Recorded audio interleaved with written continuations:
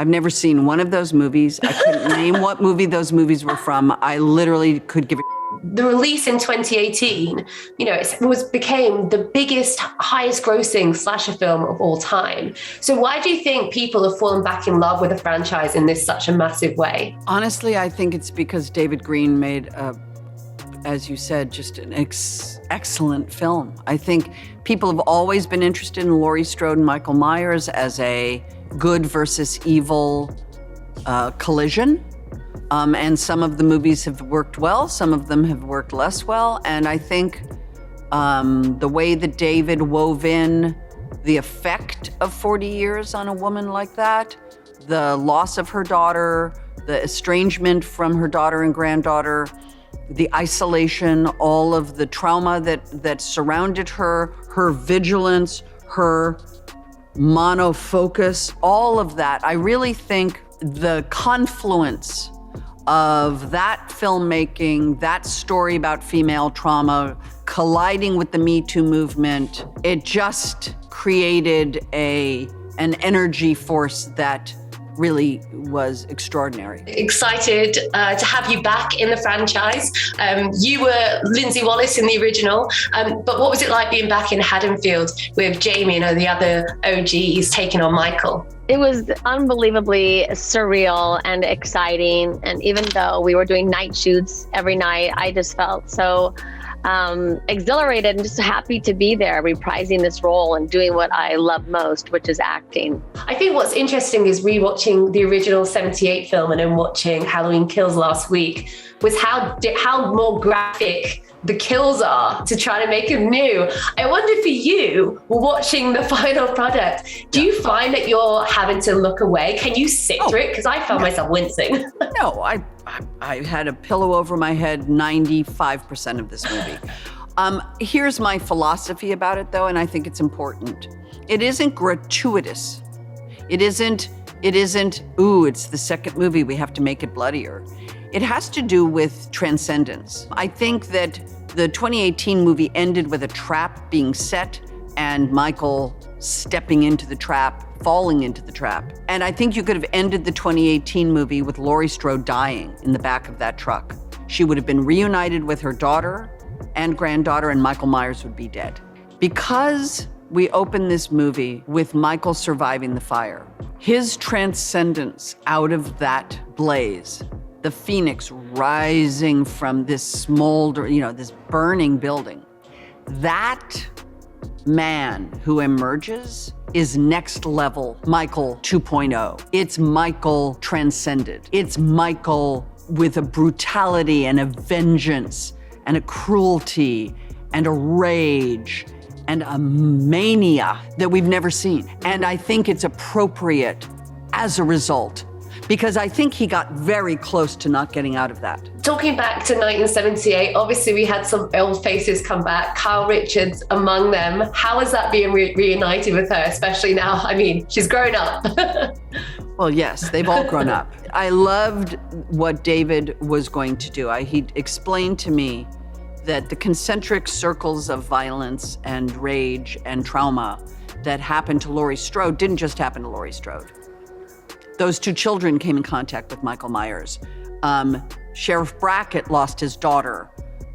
Nurse Marion was almost killed by Michael Myers. That level of collateral damage has never been explored, and I thought that was a very clever and interesting way of telling the story. I was a child then, and I'm an adult now, and I have an appreciation of what we're actually making and doing here, which I didn't grasp that when I was a child. And having this relationship with Jamie, we're peers. I was just a baby before. And, I was being directed by John Carpenter originally, and now with David Gordon Green, both equally amazing directors. So it was very exciting, yet, very different, obviously. You've been starring to yourself in The Real Housewives since 2010, but were you kind of nervous about getting into something that's such a big studio movie, and has it kind of inspired you to carry on as well, to see what more could be on offer? Yes, I wasn't nervous at all. I feel extremely comfortable when I'm acting. It's where I feel the most complete as a, as creatively. So yes, and I do want to keep doing that. And I just finished a Christmas movie that's coming out this Thanksgiving. So I have the Halloween horror slasher coming out. And then right after, like this happy, feel good, magical Christmas movie that is just going to be really fun for people to see too. So I'm just happy to be acting again and doing what I love most. I want to ask though, I mean, if you had to face, what's scarier, facing Michael or maybe a Real Housewives dinner party? Very good question. Because I don't drink, I think I would be fine at the Housewives dinner party. You know what I mean? Like I'd be able to hold my own, I think. But, Michael's always going to trump anybody. Pun intended. And I love the fact that these are type of films where, maybe 20 years ago, women over 40 wouldn't have been able to even get a shot in doing this again. But we've seen you, Linda Hamilton, and even in this film, Halloween Kills, like you're still you're going through a lot of pain, but you're still walking. Does that feel just so like reinvigorating for you to be able to like still command these sort of roles? Yes, but I'd also remind you, really thrillingly, that look at the women that just won Emmys.